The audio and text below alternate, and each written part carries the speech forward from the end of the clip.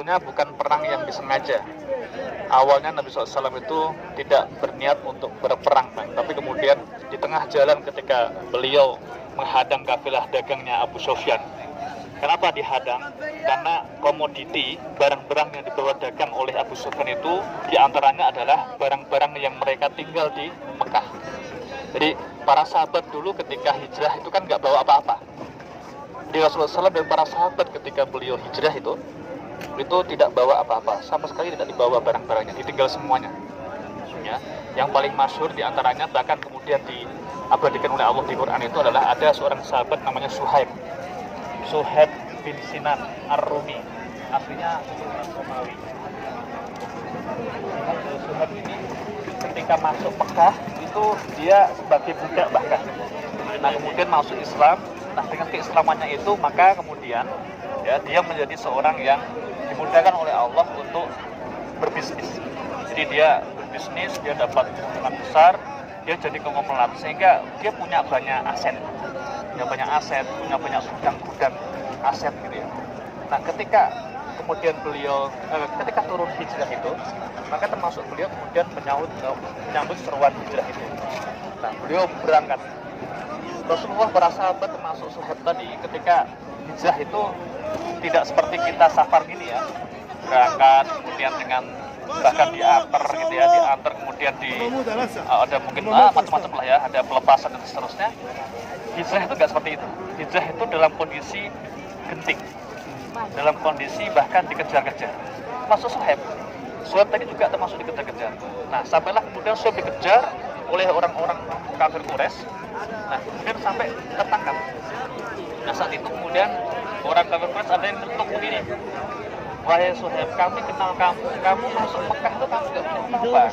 Nah sekarang kamu sudah punya banyak uang, punya banyak harta gitu. Nah Suhaib ketika dengan komentar orang kafir Quraisy, dia kemudian kepikiran, berarti ini orang kafir Quraisy kayaknya kepingin hartanya. Maka kemudian dia nawarkan, apakah kamu mau kalau seandainya aku lepas ya hartaku, maka kamu melepasku untuk pergi? Tentu saja. Nah, mereka bilang begitu, dan begitulah memang orang kafir loh Pak Ibu. Orang kafir itu memang orientasinya dunia, harta. Yang dikejar adalah fulus harta. Ya. Beda dengan orang mukmin. Orang mukmin orientasi suksesnya itu tidak hanya dunia, tapi orientasi suksesnya ada sampai di akhirat. Bahkan Allah juga dalam Quran yang mengatakan dengan jelas makna sukses itu adalah faman zuhziha 'anil nar wa udkhilal jannah faqad faz. Yang terbebas dari neraka dan bisa masuk surga, itulah sukses sejati. Itu buat seorang mukmin itu orientasinya adalah tidak hanya dunia saja, bahagia dunia saja, tapi akhirat. Akhirat bahagia, terhindar dari neraka, masuk surga, itu suksesnya kita. Nah, tadi Suhaib kemudian rela melepaskan, padahal itu dengan susah payah sudah dia usahakan. Dia mengumpulkan hartanya, omsetnya itu udah asetnya itu tentunya sudah dengan kerja keras yang luar biasa, tapi kemudian begitu saja dilepas. Yang penting dia memenuhi seruan Allah dan Rasulnya untuk hijrah.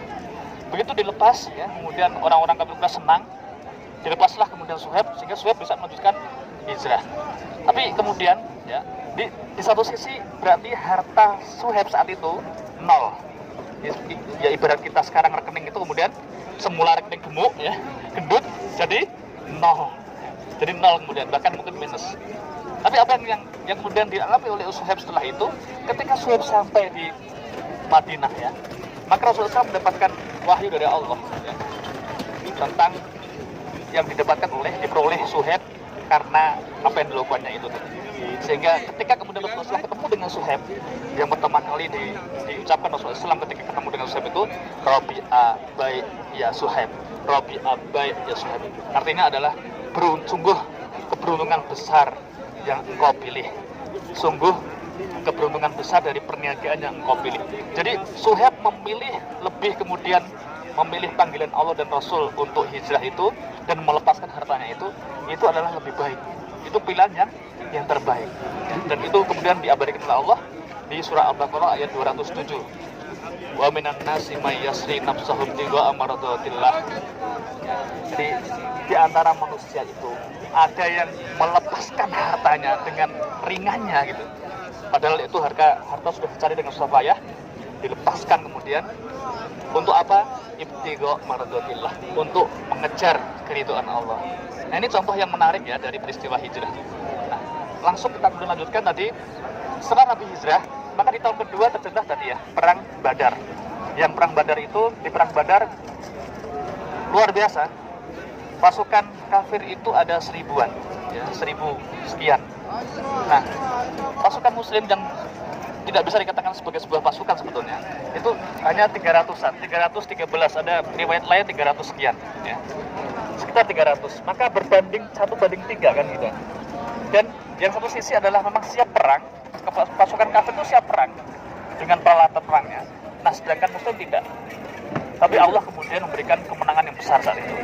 Karena diantaranya memang Allah menolong, Allah membantu menolong dengan menurunkan pasukan malaikat.